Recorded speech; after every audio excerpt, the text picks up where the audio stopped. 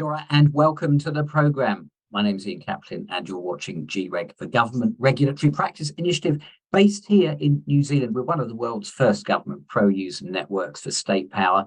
And I'm not allowed to say this, but I don't mean electricity. It's a terrible joke. I may sneak one or two more in.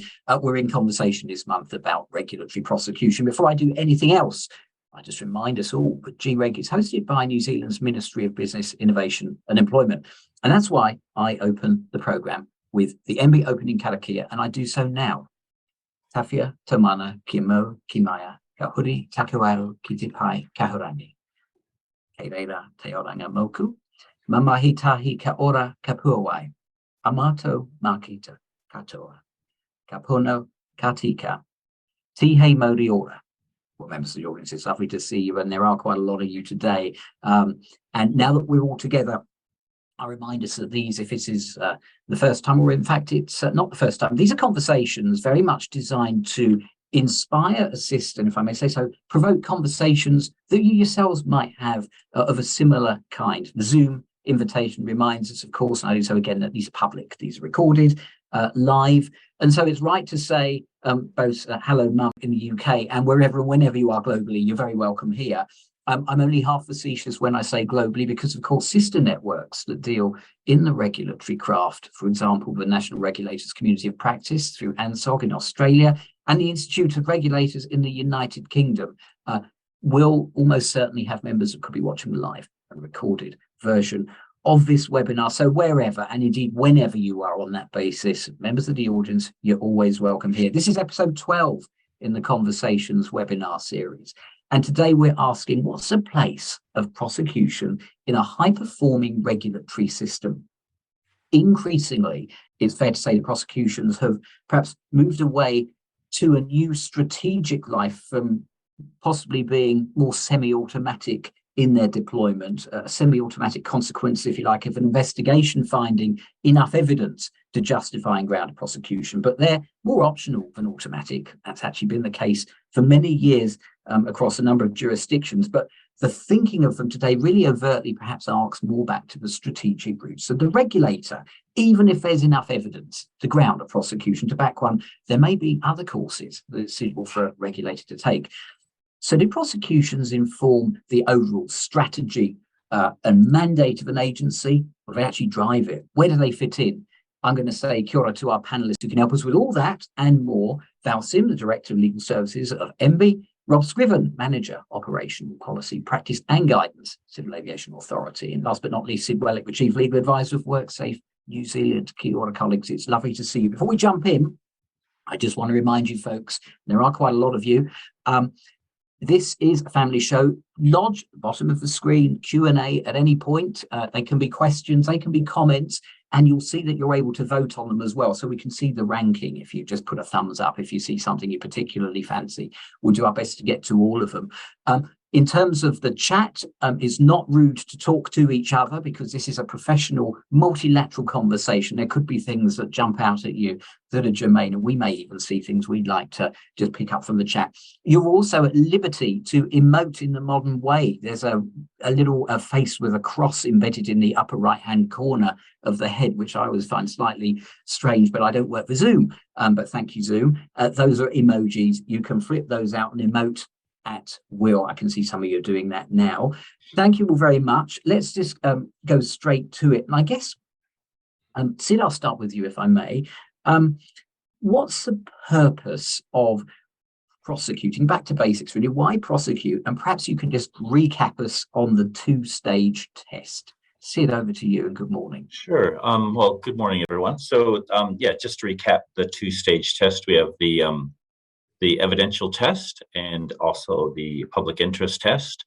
There needs to be a reasonable prospect of success of the prosecution. And I know we'll probably get into this later, but the Solicitor General guidelines do allow for, within the public interest test, that regulatory agencies can have their own enforcement priorities, and that's an accepted aspect of the public interest test. Where do they fit within the overall strategy, or what are we trying to achieve? I think regulation generally is we're trying to influence behavior, and I think that's always kind of a good thing to keep in our minds. So some people might use the phrase holding people to account, but I think really what we're trying to do with prosecution is, because it is kind of on that sharp end of the triangle, if we still talk about Braithwaite triangles, I'm not sure everybody still does, it's that kind of more intense tool that we can use to publicly show that we're holding people to account. Yeah, thank you, Sid. So we've got this evidential test, a reasonable prospect of conviction. Then we've got the second limb, haven't we? Public interest test. Would prosecution be in the public interest? I guess bringing Rob and Val in, and good morning to you both. What's your position on why do we prosecute? Why do regulators prosecute? I can jump in first if you like, and Please. good morning, everyone. I mean, the reality is that, as Sid mentioned, is that our primary purpose as regulators is to influence behaviour. But from my perspective, it's just one of many tools. And we need to think about regulation in a broader sense and not just have prosecutions as being a natural outcome of an investigation. For me, an investigation is about finding out what's happened. And once you've found out what's happened, you then make some choices. And if I think back to the way that my previous career as a police officer, is that the judgment call was quite easy. You're dealing often with serious crime. Once you reach an evidential threshold, you throw it in front of the court. What I love about being a regulator is that now there's real serious judgment as to what's the best choice to make. And that's partly why a lot of us become regulators, because we know it's not easy, but we know that if we do it right, then the outcomes are really quite rewarding. So for me, it's about thinking as prosecution as a suite of levers, and one of many levers to influence behaviour. Yes, thank you, Rob, for that one. And Val, good morning to you. I think just rounding off this sort of opening salvo, if you like, looking at the way that perhaps in practice regulatory prosecutions have been launched, there used to be more of a traditional approach, perhaps of the semi-automatic way that we've described. But I mean, the actual rule that prosecutions needn't follow automatically, I think is it the Shawcross principle back in the 50s or something? It's got a vintage to it that we don't automatically have to use that as a remedy. Yes, that's exactly right, Ian. And I think in terms of the Shawcross principle, which was, as you say, I think about the 1950s, but coincidentally with that, I think there has been the development of a whole lot of new regulatory tools which go into the toolbox, which probably didn't exist at the time that Justice Shawcross was talking about when prosecutions should follow. And I'm thinking about things like enforceable undertakings, improvement notices, pecuniary penalties, and other kind of mechanisms. MB obviously administers a very large number of regulatory systems, and some of them have different purposes than others, and you have different tools in your toolkit. For example, in occupational regulation, you have the opportunity to remove someone from the occupation. In licensing regimes, you can cancel, suspend licenses. So there are many, many tools, but prosecution has a place. And I would say, if I look across MB's regulatory systems, it's usually seen as a bit of the last resort tool in the toolbox, rather than the first place to go to, although there are times where you might immediately proceed to prosecution if, for example, an offence is egregious. But yes, I think that as well as this idea of the public interest, that's been accompanied by this development of new regulatory tools which give regulators a lot more options than they once had in determining how to proceed, and as Rob said, how to influence behaviour. Yes, it's an interesting one, isn't it? I mean, I think, Rob, you were saying that you're a former police officer. I think you're in the Met, weren't you? And you've seen the more traditional approach, and you've seen the shift in regulatory prosecution approaches over time. Is that because, I mean, I guess just harking back to what has changed? I mean, there's a Crimes Act position, then there are legislative regimes sitting outside the Crimes Act. There are, of course, private prosecutions that others bring. There's that whole kind of, if you like, family tree of actual potential prosecution routes in. But over the last number of years, when it comes to regulatory prosecutions, what's changed? I think we've just got better at it. We've been a lot more thoughtful. We've considered it as a judgment in terms of the what I've witnessed in terms of the way that the regulatory sector has evolved over time is that we're a lot more thoughtful around our judgment, and we consciously think about what is the best tool to use for those set of circumstances. Yeah. And also thinking about not just one tool, but other tools. So how can we, in terms of the situation that we've uncovered, what is the best way of achieving our outcome? So bringing our regulatory purpose at the forefront of our thinking, as opposed to it just being a process whereby a prosecution emerges. So we've been very deliberate in thinking about what is it we want to achieve, what's the outcome, and what's the best way of doing that.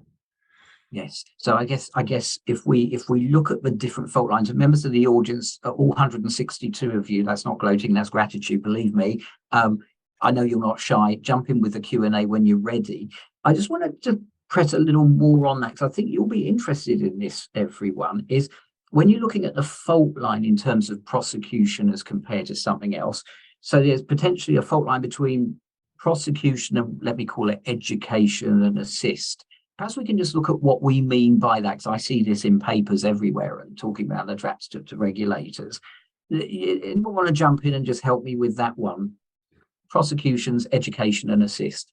Can I just jump in, Ian? Just picking up on that, what's changed as well, as I think we need to recognize that we regulate a lot more behavior now. So there's a lot more different legislative frameworks, and each one of those frameworks has varying degrees of different tools that's used. And I just think that's, part of the context as well. And I guess the other thing that's probably changed a lot is just more of an appreciation and understanding of regulatory theory.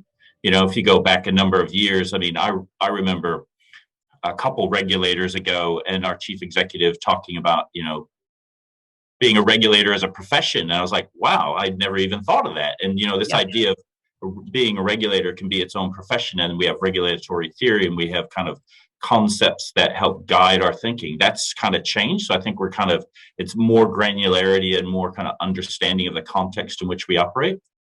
Yes, more mapping, I guess. And so when we're looking at what we mean in terms, I guess, two limits really, the fault line between education and assistant prosecution.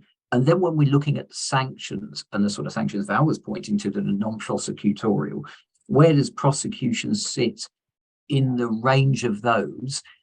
And what I'm going to do is just our first question, Pippa in the audience, thank you for that, is overlay that question. When you're deciding to flip which way you're going from one to the other, what's the kind of decision-making process used? What's the practical application of discretion that makes this less theory and more real practice?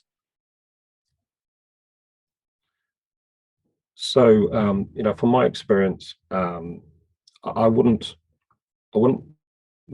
create a sort of linear relationship there. For me, you can do things in parallel. So the notion of enforcement versus education, I think you can do both. You can also use other influences in order to change behavior. So it's not, for me, it's not a either or. It's a combination often in terms of the approach, and that's the joy of this game, if you like, is that you're presented with bespoke problems and you're coming up with solutions for it. Yes. In terms of the practical application, I think it's really important that you regularly review the progress to see whether you're on track, whether it's the right approach, thinking about the outcome, and don't make it a lonely place. Make it one where you're engaging with others who can influence the thinking, because this stuff is complex.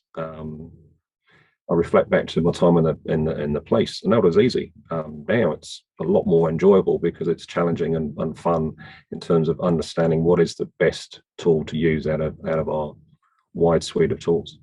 Yeah, and it's a very interesting one. I can see the audience jumping in. Thanks, folks, for that management, really reflecting also with yourself and sit on the complexity of the landscape as it sits at the moment. Now, I just wonder if I could take you back, Rob and Cinderella, just to the specifics of that. In terms of guess, the tools of the tools, the frameworks and the criteria used to make the choice of tool. Any thoughts on that? I mean, there's obviously a level of science to it and a level of art. I suppose, you go first, Sid. No, you go. All right, sorry. So I think Sid, gave the clue, if you like, in terms of the Solicitor General's guidelines around the regulatory purpose. So for me, I think it's really important for the regulatory agency to have a good understanding of their own strategy, their own regulatory strategy, in terms of where they want to pitch their approach, with their context in mind. Just for those who may have suffered the same internet outage that I did, I think, Rob, what you're saying is, if you like, the parent is start at the strategy, because the strategy points to it, and then the application tool derives from it, in a sense. Absolutely. Yep. Yeah. Lots of questions coming in, and this is good. Keep them going. Keep voting. Can I just jump in? Yes, Sorry. of course you can. Jump away. It's a virtual world, eh? I guess the other thing to be aware of I fully support what Rob's saying about the regulatory strategy or your compliance strategy, and also being aware that your strategy can change, and your priorities as an organization can change, and just making sure that you got the right kind of implementation mechanisms so those filter through and cascade through the organization. The other thing I've mentioned, because somebody raised a question about decision making, is, at least for our organization, that depends on the particular circumstances. So we have a lot of prosecution activity. So on the go, we have about 120 plus on at any one time. So we're quite a big prosecutorial agency. So what that means is not every decision to prosecute will go through the same process. You'll have kind of the more kind of BAU process, which decision making has been kind of pushed down the organization. But for more significant prosecutions, we actually have a panel, and we will have more of a kind of a quarter roll around it and get the right people around the table and have a discussion, and obviously including the lawyers as well. Yeah, no, that's thank you for that, Sid. And I think it points out to your next question, which was that, Val, had you in mind in this from if you like your corporate all of agency, and indeed with MB, all of regulatory systems within it lens. To what extent do you see regulatory strategies that expressly incorporate prosecution as a tool within a toolkit, rather than as a more direct and singular route without any other option? I mean, it varies according to shop, doesn't it, potentially? I was going to say it very much depends on what regulatory system that you're talking about, and what the objectives of that system are, and what the tools within that system are as well. So if you take, for example, the immigration system has deportation as a unique tool, and deportation might be an alternative to prosecution. But I would think that whether it's articulated in a strategy or not, prosecution is, in almost all regulatory systems, one of the tools in the toolkit. As I said before, I think it tends to be the last resort, and people will normally look at, are there alternatives to prosecution before leaping directly to prosecution. But there are cases where you might go straight to prosecution. This very serious egregious case, for example. There are other things that might influence your prosecution strategy. For example, a need to develop the law. And I think about some systems where you create a very new kind of serious offence, and it's something like migrant exploitation, by way of example. And one of the things you want to do is test where the courts might go with that offence, and what's the tariff they might apply. And you might, as part of your strategy, have a testing to see what the law is and how it's going to be applied. And why I think that's important is because, of course, one of the purposes of prosecution is deterrence. Yes. And if it's prosecution is going to act as a deterrent, people need to know and understand how the judges are going to apply the law, what's the sentencing tariff that's likely to be imposed. The other general comment I'd make, and it's really about the distinction between kind of Crimes Act prosecutions and regulatory prosecutions. Yes. And again, goes back to one of the purposes of prosecution sometimes being seen as denunciation of conduct. And I'd say in the regulatory environment, that's probably less important than it is in the purely criminal context. And really, prosecution, you're looking more at deterrence. You might, it does have some role in holding people to account, but that tends to be in the very serious, very egregious end of the spectrum of conduct. The other area where I think you might think about prosecution is where you have victims and where there's a need to vindicate victims' rights. And so that's just another factor that in considering whether prosecution is the appropriate tool that might play into your strategy or into your thinking. Yeah, absolutely. Thank you, Val. So victims and I guess the chance to develop the law, and within all of that, the overwhelming democratically supported question from the audience to you all, colleagues, is and you feel free to take as much care as you want on this. Are there any enforcement tools that panelists see missing in their respective regulatory environments? And I think I'd imply the extra words or other regulatory environments generally. I think that's a hard question to answer because all the regulatory frameworks have quite different tools, for example, some regulatory frameworks, you have to have certification to actually enter into the system, whereas other ones you don't. And so I don't know if I necessarily see any gaps, but one thing I think is helpful from a health and safety context is the idea of enforceable undertakings as an alternative. I think that's quite a good alternative to have to, following through a prosecution. Yes, it's interesting because I mean, in last episode, conversation about resource management act, of course, its replacement will introduce a regime subject to the enactment of enforceable undertakings. And a concern that was ventilated there was, as part of the strategy, and this links, I suppose, to capability, that people use it as a complete alternative to prosecution and just take an undertaking instead.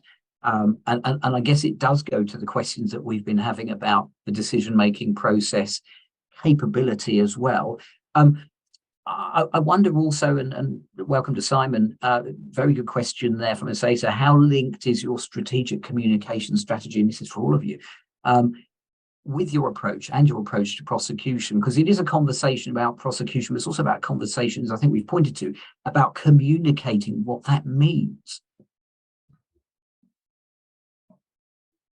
Yeah, absolutely. And there needs to be a direct link between the choices you make and the overall strategy. And the more that you promote those links, the better that people will seek those links out. I think it's good practice to have a regulatory decision-making model, for example, where you can unpack the approach to the decision-making, what the considerations are, and capture the choices that you make. And I think that's really, really important, no matter what type of regulatory decision you make, whether it's to trigger an enforcement action or whether to do an outreach campaign. Having real clarity as to how an organisation goes about making their decisions, I think, is really important. And Sid and Val, I wonder if anything on that from yourselves in terms of communication. Out we go, this is how we do it, and I'll come to in we go, this is the commentary that we receive. I don't know that I can add very much really to what has already been said, but I think communication out is important. I mean, the public are far more likely to accept regulatory decisions if they understand those decisions, and also if those decisions are seen as being fair and reasonable and appropriate decisions. So it's part of the acceptance of the regulatory system, I think, is understanding how it operates and believing that it operates fairly and well. Yes. And just picking up on that question, I think your communications has to be strongly linked to that, to your compliance more generally. And I remember once a number of years ago being in another agency, and our people in the comms team made this observation, which I thought was really insightful, that people didn't necessarily see them as part of the compliance framework. And they are, because I mean, that's, if you talk about education and getting information out there, your comms is a critical aspect of that. And if you're putting it in a prosecution context and you're looking at deterrence, well, then the more you get the message out there, the more effect you're going to have. I guess the question linked to all of that is, and frankly, isn't this a bit controversial? You know, there's one view that says regulators are meant to be holding people to account. And so education is either secondary or antithetic to that. You look at certain, and I make no comment on it, but certain public commentary suggesting, you know, they would allege that something might not be working as well with regulatory accountability processes. What is the message to that sort of sentiment? I guess, you know, the primary duty is to hold to account, and that actually really dragnets everything else away. And the second one is really, you know, I guess the public commentary critique that we see from time to time. It's a difficult one, I know. I think I'd start with challenging Ian the question that the purpose of most regulatory systems is to hold people to account. Yeah. I think the purpose, I look at MB's regulatory systems and take occupational regulation, for example, and we run a number of occupational regulation regimes. Primary purpose of that system is to protect the public. It's a consumer protection type of regime, and it does so by requiring people within an occupation to adhere to particular standards. And if the standards aren't adhered to, you protect the public by removing them from the occupation. So prosecution has a role to play there, and for people who break the law and don't comply with the standards that are set in the legal regime, prosecution has a role. But I wouldn't see that holding people to account within that regulatory system as being its primary purpose. I'd see it as being a secondary purpose to the consumer protection focus of the regime. Thank you, Val. And Sid, what do you say to this? Well, I think that what Val said kind of triggered in my mind was the importance of your going back to your strategy, because your strategy should clarify, like what Val was saying, is what is your overall purpose of your prosecution function? Is it to influence and change behavior? Is it to hold people to account? And how do you rank those things? So I think that's a really important point that Val raised, was what actually is your primary message through that, and being, you know, through that activity, and being really clear about that. Yeah, and where does it fit within, I guess, the panoply of everything else? Thank you, Sid. Rob, I'm sure you'll have a view on this. Yeah, I totally agree with Val's point. Pushing back on that question, it's around what's the purpose of the regulation, not what the purpose of a function is, because those functions work together to achieve the overarching purpose. Yeah, holding people account is important. Changing behavior is important. Educating people is important. They're all important because they're all helping achieve the organization's overarching purpose. And I guess if we can talk money, and one anonymous attendee has said, are there robust cost versus benefit analysis processes for the decision to prosecute? I take cost as not just meaning fiscal, of course, but effectively the brokerage of the public interest or public interest against.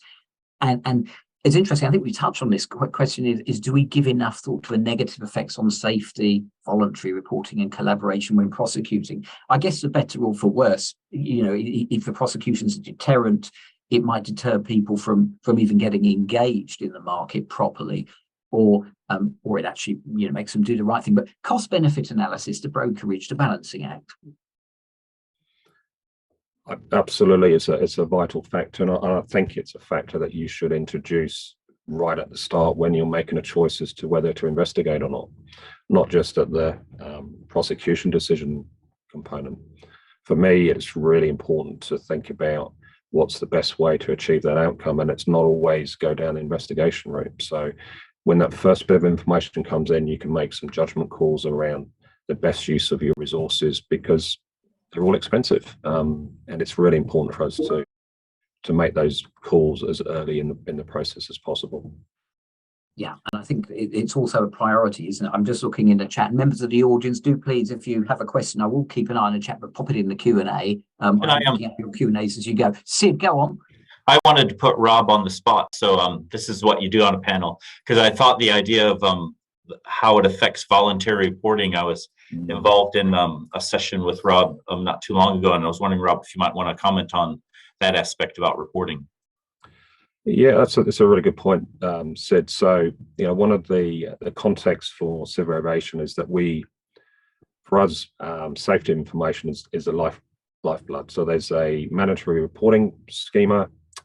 We capture as much safety information from the sector as we can. We analyze it, and we push it out on the basis of collectively and working with the sector in order to get safety improvement. So that's a real central theme for the way that our regulatory system is built.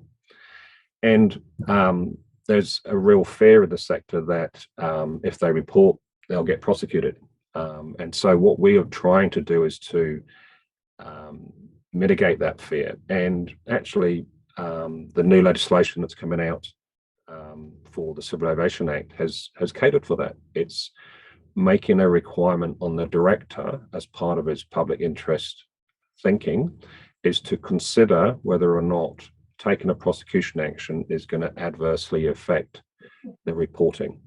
So literally built into primary legislation some public interest factors that sit outside of the Solicitor General's guidelines. So in primary legislation, making us consciously look at if we prosecuted, would it have a negative impact on us capturing safety information? And that's a really interesting one, because I mean, that sounds like that baked into the statute. And one of the questions there is, what if effectively the parent statute, and I guess the scheme under it, doesn't give us any other option apart from prosecution? There you've got something where it's hardwired, where yes, there are other options, and look, actually statutorily, as I apprehended what you said, Rob, we consider it. We're over half time, and members of the audience, if you've recently or more recently joined us, and some of the over 150 of you might have, you're watching GREG, the Government Regulatory Practice Initiative. We're having a good time here. We're talking about prosecutions. We're talking about regulatory prosecutions. Just sort of moving along to. And we've, I guess this is more recap than a fresh question, because we've said that prosecution has become a modern strategic tool. There are margins of appreciation across its use, where it fits in with other tools. But if it is something that's part of strategy, and I'm going to be a bit glib here, just as advertising is, just as PR, just as communications is, just as kind of media management is, in an overall sense, what on earth does that mean in practice?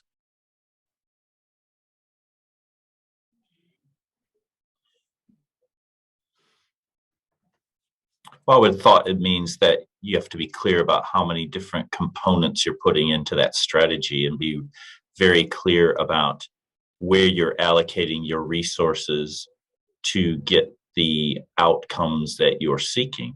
I mean, you're raising a good point that there are a lot of things in a strategy, and prosecution's one, but I guess the thing is having clear sight of it and making sure that it's kind of baked into your processes, that you know exactly what role it plays in the overall approach of your organization.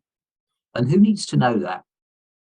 Everybody needs to know that. Actually, very interesting. You said, don't want to disclose too much internally, but I was having an interesting discussion with someone just recently about a strategy or kind of organizational strategy, and the conversation was, so the next question is, how do you cascade that down, right? You have a strategy, great, but how does everybody know that needs to know, so we're all kind of facing the same point on the horizon? So everybody needs to know, and you need to have a really clear plan about how you educate your internal people on that. Yeah, and it is the internal, and it's our conversation about communications a couple of months ago. It's internal and the external, marrying them both, isn't it? And also the practical, because I mean, we all see strategy on the wall maybe, but what does it mean in my workshop if I'm doing it, and how do I apply it? And it actually bites me too. in particular, and I guess Val, perhaps we can come to you on this, the internal relationship between the person making the administrative decision to proceed with the prosecution and the legal advisors, and the continuing relationship that needs to subsist between those teams.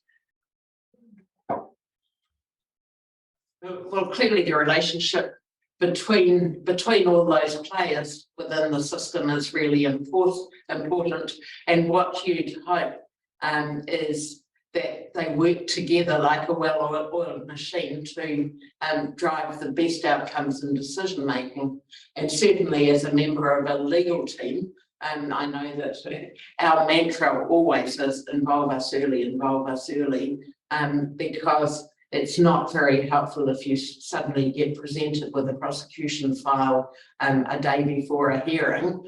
You have no opportunity in those circumstances really to influence the outcome or to take part in discussions about is prosecution the most sensible approach, or is there some other approach that might be better? So I think communication and relationships between investigators, prosecutors, legal teams are of utmost importance. Absolutely. Rob, I saw a wry smile there. As the only non-lawyer on this panel, I will say that they add a lot of value. For me, from a practice perspective, I think it's more than just the legal advice. It's more around being a business partner. It's helping the right decisions being made. So yeah. The best lawyers that I've seen work in this space think of the overarching objective for the organisation. They think of the strategy. They ask the right questions at the right time. And it is about, is this the right way of progressing this? Is this the right tool to use? And being, and as Val said, having a really open and trusting relationship where you have those ongoing conversations. It can't be at the end of the investigation. It can't be just a stage gate. This needs to be a regular ongoing conversation. The lawyers need to be actively involved in the thinking. For me, that's the best model, where you've got that really trusting and engaging environment where investigators can engage with the solicitors and the solicitors can engage with investigators, and they're working on it as a team. Yeah, and it is tectonic there. Val. I was going to add to that, another thing I think that's also important in that kind of partnership approach that Rob's described is feedback loops, so that it's good to understand what happens with prosecutions, so that you learn from mistakes, but sometimes also you identify gaps in the law, and then we can pass that on to our legislation team to say, hello, there's a problem here with the law. So sort of feedbacks coming from prosecutions into the rest of the organisation is also an important part of the process. And I think legal teams who tend to be involved both at the litigation end and at the legislation end can play a vital role, I think, in ensuring that the lessons from prosecutions are learned and passed on to the policy advisors and the people charged with developing legislation. So it's part of that revolving loop of the regulatory system where information flows are extremely important. Yeah, and the feedback loop. Thank you, folks. Let's jump back to some of the Q&A. Can I just jump? Sorry, it's the conversation. Can't hold myself back in. It is a conversation. One other thing, just picking up on both what Val and Rob said. The other thing is I think it's helpful to try to bake in those relationships as well. So we have, like, our investigations team and our legal team, the litigators, meet regularly to talk about what's coming through the pipeline, which is really good. And another thing we do is we have a panel that meets periodically to talk about some of the more difficult issues and to get a corridor around lots of different viewpoints, including legal, about maybe what's the best way to approach a certain thing organizationally. And sorry, I'm taking up your time. It's a conversation. My time is unimportant. Yours is, as is members of the audience as well. So this is great stuff. Now, members of the audience, keep them rolling. I'm going to jump into Jacqueline's question, because it really goes to the kind of the, what the decisions are when you get all these people together. And let's talk morals. Jacqueline says, is there a moral component here? When you've got an entity which is basically repeating things and doing things which are morally wrong. It's more than careless, it's more than sloppy, it's got a level of unconscionability, it's migrant exploitation, as an example given, polluting despite warning, or giving patently false information in applications. To what extent, and I appreciate this is generic, does that sort of weigh in the scales of an applicable prosecution decision, subject to the rules of the scheme, of course? Well, I think it depends what tools you do have available, but clearly when you're looking at when is there a public interest in prosecution, I think a repeated nature of offending is one of the factors that you're clearly going to weigh into account, and which might tip you over toward the prosecution route rather than another route, because particularly if all the other avenues you've tried have failed to achieve the outcome that you need to achieve, then prosecution becomes your last resort option. Yes. I think that the question was a great one, because it sort of brings Braithwaite to the fore again, and it is about the attitudes, it is about the behaviours, and the way you described the behaviours suggests that the tools that would need to be used would need to be sufficiently hard-hitting to change those behaviours to a more positive space. So absolutely, whether that question was posed and the description of the attitudes displayed by the participant or the regulated party suggests that you would think more seriously about more punitive action. And just picking up on that as well, I think you also have to think about, if you're using prosecution as a tool and then you still get those repeated behaviors, what's then your compliance intervention? So without going into too much specifics, we did have a situation where we were prosecuting a particular entity time and time again for health and safety breaches, and we thought a bit more creatively about that and used a different tool, which we called a complex targeted intervention model, which was trying to use lots of existing tools all at the same time and trying to engage more proactively. So again, great question, and prosecution's one of your good tools to use. But if you're not getting the traction, then you got to think, is there something else we should be doing here as well? And it goes to the sensitivity of the exercise, and it is a careful one. And Jason's question really sort of picks up another very interesting example. Can anyone comment on how private interest and public interest be distinguished for prosecution decisions? So you've got a closed regulatory system where, I guess, all the market competitors, the other regulated parties, have a strong pecuniary interest in the outcome of their competitors being zapped, if I can put it like that.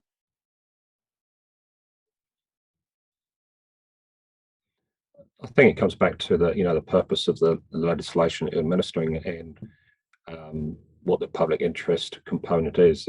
If the purpose is, for example, to prevent harm, then that would outweigh the private interest. It is really being clear around the priorities for you as an organisation. So, one of our principles that we use in our regime is that safety and security is paramount. So that outweighs other aspects, and that's part of our overarching strategy, and that's something that we can go back to test our thinking and our judgment call. I guess there is commercial effect. That's the point, isn't it? Yep. Just looking at down a growing list, and this is great, members of the audience. Keep them pumping in. We've got 15 minutes to go. One question which I think we've answered from Gail, which is the purpose also to support voluntary compliance with the regulatory scheme, and prosecution is one tool which is used in this context as a deterrent. So I guess it's developing that a little, the idea that the spectre and the kind of the stigma of prosecution has if you like a value in its own right. And I think it goes to Val's point earlier of a distinction between crimes where there are discrete victims and crimes where there aren't. Any comments on that? I generally believe it's appropriate to have what I would class as strategic prosecution. So you've got a particular risk in a system or a particular issue that you want to tackle, and you make a conscious choice to investigate and prosecute and educate others that that's what's happened. So you're reaching a wider audience by targeting a particular issue. So for me, that's a deliberate choice that an organisation can make, is to be strategic around where they're going to prosecute. Yeah, that's a strategic choice. Any thoughts, Sid and Val, on that kind of, again, strategic choice? Money is finite, resources are finite. That's the world we live in. There's no secret there. How does that play in? Well, definitely resources have to be a factor in any decision making, whether it's about prosecution or anything else. But I was actually going to come back to that idea of the stigma of prosecution, because Yes. One of the things that I found really interesting, and a lot of my work actually involves the design of regulatory systems and looking at what should be the tools in the toolbox of the regulator, is the concept of pecuniary penalties. And often you find them, particularly in financial markets, Conduct Act and the Commerce Act and regulatory regimes of that kind. And they seem to be premised on the idea that you have big commercial players who have quite deep pockets, but you don't want to criminalise them because the stigma of conviction is so high. That a pecuniary penalty is a more effective tool, and yet the pecuniary penalties can be much higher than the kind of fines that sometimes the court will hand out.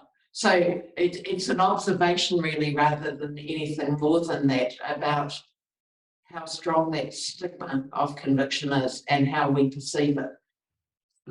It's still there, isn't it? Yeah, and I think in other sort of jurisdictional terms about bankruptcy, still having that level in the applicable systems there when it comes to recovery.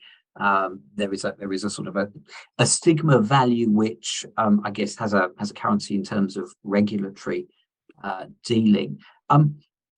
Let's move on, if we may, to a couple of questions which have come through, which are very important. Specific considerations, to the extent they should be taken into account where we're looking at regulatory prosecution in relation to Indigenous communities. And how can we ensure that Indigenous rights, cultural sensitivities, and traditional knowledge are respected throughout the regulatory process? I think that's first facet of the question. And of course, how is culture, says Lee, incorporated into enforcement practices in the environments in which you colleagues work? Do cultural considerations have a place in regulation and indeed in prosecution? Or I think what's meant is, do they have a place in prosecution as they do in general regulation? Quite a lot to unpack there. I think they definitely have a place in kind of compliance more generally. And if we're talking about investigation preceding a prosecution, then the way in which you interact with certain parties obviously can have a cultural context. And we've had an example years ago at WorkSafe where there was a fatality, and the inspectors who were attending were very knowledgeable about tikanga and knew how to approach that particular circumstance. So I can see it in that. I think that's a more difficult one with prosecutions. I know with Fakari, there is a cultural element to the beginning of the proceedings when it first happened. And without going too much into that, because it's before the courts, there will be at the beginning of the trial as well. But that's probably a kind of developing area of the law, I would have thought. Yes, thanks, Val. Any To thoughts? me, I think it's really important that all participants in a regulatory system, and it doesn't mean if you're developing policy, if you're the regulator, if you're the adjudicator, do have an awareness and understanding of cultural issues and are sensitive to cultural issues. And it's an area where I think government's doing some thinking. We need to keep doing more thinking because we're not necessarily always as good at it as we should be. But to me, it's a matter of utmost importance, and it's not something that can be simply ignored. It's got to be something that flows through to our thinking from the start of the policy process to the end of the regulatory system. Yeah, thank you, Val. And Rob, I was just thinking in terms of your thoughts as a manager, also in the area where the decisions are taken, I guess the cultural componentry that we've just discussed at all levels of the facts and the decision and the circumstances. How does that play in your mind professionally? Well, first of all, I agree with both Sid and Val in terms of its importance, and also suggest that our level of maturity as regulators is probably quite low. So we've got lots to learn. I think we're on a journey here. And for me, from a manager making these types of decisions, is actually being open to seek appropriate input and advice, and not simply think you know the answer. And as I say, I've got a lot to learn in this space. I think it's incumbent on all of us to be open to learning, and that's for me. That's the main advice I can give to my staff. I'd like commissions on the emojis that have just sprayed out for those watching the recorded version of this program. It's regulatory humility which we don't seek to forget, and I think remembering that we're dealing with people that we're looking after in one context or another. I just want to arc everything that we said back to one stage, not the decision to prosecute, but the decision even to investigate. So if, mechanically there's a prima facie reason to go through and investigate, and we don't prejudge prosecution, but, even at a preliminary stage, it looks attractive. But sometimes, isn't it right, Rob, that we might divert from that and take an alternative course if things warrant it? Absolutely. We all know investigations take time. Time means money, expensive resources to complete it. And often early decision making around, in these set of circumstances, often there's on the basis there's a prima facie case, there is a breach, but you're trying to understand what's caused it. And often you can reach that point without a extensive investigation process. And if you've got the outcome in mind in terms of what you're trying to achieve, right at the forefront, you can expedite that process by going down different routes than investigation and prosecution in order to achieve the same thing. And for me, it's been really open at the start to test, is an investigation the right thing to do in these circumstances? And if you don't ask that question, it'll become transactional and you'll just follow the process. And then at the end of it, you'll realize that you spent a huge amount of time and effort, and the information that you've got in front of you is more or less the same that you had at the start. And so in hindsight, it probably wasn't good use of resources for that. But I guess here's a counterpoint to that, playing slightly devil's advocate, that you run a risk of not looking too much under the hood. There was something there. There's an exposure. Whether or not it's criticised publicly or optically, there was an exposure. I guess it's a risk-based decision, like any others that we take day to day as regulators, isn't it? Yeah, absolutely. What is the risk that's presented by the information that first comes in? And if it's, for example, there's significant harm, then absolutely you'll be thinking about accountability. You'll be thinking about going down that particular route. But if it's an event that suggests there's a risk that's in the system, then you probably want to act quicker than going through an investigation process, and you want to get information out there in order to allow participants to manage that risk better. So you can act quicker without undermining the outcome of an investigation by thinking about what is the cause of this event, and is there an ongoing safety concern that you need to address. Let's move it away from the investigation process and do something parallel in order to tackle that risk. It's really important for us to think in that way, and over my time, my thinking has certainly changed in that space, where I'm thinking about what's the immediate risk, how do we manage that, and the investigation is quite often a secondary thing.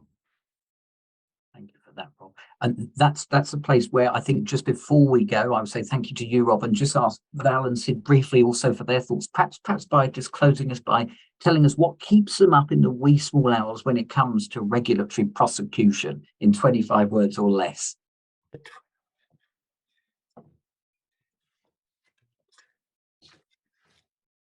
Well, that's a tough one, Ian. But, what keeps you up? I guess the thing is just always thinking about and refreshing your approach and understanding as to how are you making those decisions? How are you allocating those resources?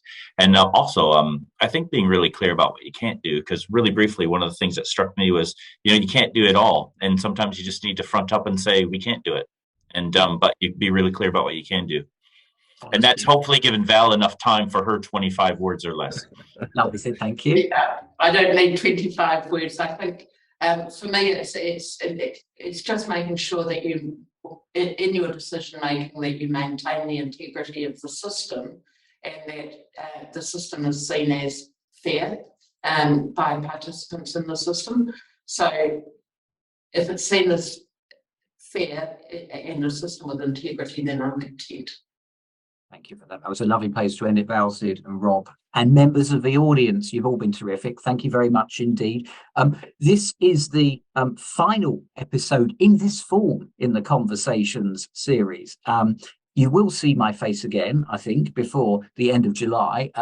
But it will be in a different form, not my face, but the conversations. I'm going to leave you with that tease and keep an eye out on the LinkedIn pages or the newsletter, which you can subscribe to on the website, the GREG website, for more information on that. So stay safe and well. And I close, as I always do, with MB's closing karakia. And I'll do so now. Kahiki, te tapu, ke waitiai, te ara, kia tarukiai, te o marama. Huiei. Members of the audience and panel, thank you all very much. Stay safe, stay well, and ka kite ano.